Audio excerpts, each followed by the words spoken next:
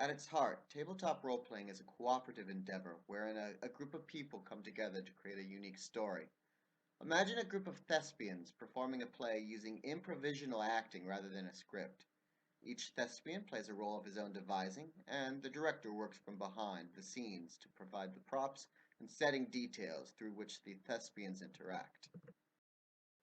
Unlike stage acting, tabletop role-playing does not involve costumes, props, or physical performance. It relies on verbal storytelling to describe places, people, objects, events, and activities. Usually the players gather around a table or a comfortable couch. Games can run like short stories, taking only a few hours to complete. Other stories takes weeks, months, or even years to complete. It all depends on the game master and the interest of his group. There are as many types of role-playing games as there are types of movies, books, or television shows. The storytelling possibilities are only limited by human imagination. You want to play a game about the American Old West? There's a game for that. Are you a fan of Star Wars? There's a game for that. Comic book superheroes? Several games for that.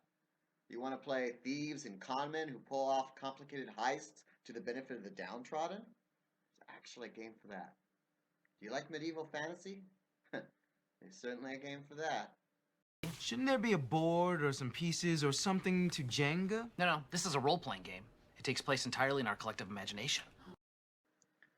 When outsiders think of tabletop role-playing games, they tend to imagine game boards, miniatures, dice, and a lot of rule books. None of these things are essential. If a group does choose to use them, it's only as a story aid to help visualize places and events. Dice are used in a role-playing game to determine the outcome of actions taken by the characters in the story. Look at any television show, movie, or book. The heroes do not always succeed in every action they undertake. The rifleman does not always hit his target. The captured spy does not always escape her bonds. Not every horror movie ends with a triumphant hero. When a player wants his character to perform some risky action, the dice help mimic the real-world variables that determine if the action succeeds or fails. This is part of the fun of the game. Players have no idea if their character will succeed in the story. There's even a risk that the characters won't survive the game. A hallmark aspect of role-playing is the use of different kinds of dice to help simulate a wide range of results. Not every game uses dice. A few games have found other means to simulate probability. The strengths and weaknesses of a player's character is represented statistically using rules prescribed in the rulebook. All of these statistics are collected on a character sheet, which summarizes what a given character is capable of. Character sheets tell the group whether a character is smart or dumb, physically strong or weak, and clumsy or quick. This information is important and often directly interacts with the dice rolls. A character who is an Olympic weightlifter should be able to lift a heavy stone with a greater success rate than a character described as a 10-year-old girl with pigtails. Another hallmark element of role-playing games is the use of a game master. Unlike the rest of the troupe, the game master does not control just one character. Instead, the game master provides everything external to the player characters. It is the job of the game master to describe the world around the players.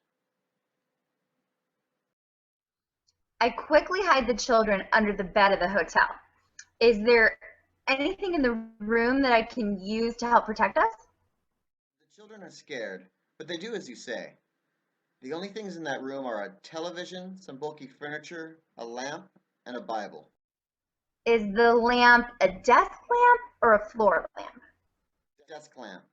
It has a stained yellow lampshade. By the way, the beating on the door is getting louder. The security chain won't hold forever. The game master is the master storyteller in the troupe. The game master authors what conflict will occur within a given story. It's his job to push the player characters through the plot and setting. The game master will also portray all the side characters, bystanders, and antagonists in the story, often to dramatic effect with the players. The term game master is commonly interchanged with a similar title, depending on the genre and style of the game. For example, in Deadlands, which is a role-playing game set in the Wild West, the game master is known as the Marshal. Most famously, game masters in the fantasy role-playing game Dungeons & Dragons are known as Dungeon Masters. The foremost purpose of a role-playing game is to have fun. A game should always end when it is no longer fun. Games can also end in the same places that stories do, such as when the last villain has been defeated, when the heroes escape to safety, when the characters have all developed into stronger, wiser, better people, or after everyone fails to survive, making the game a tragedy.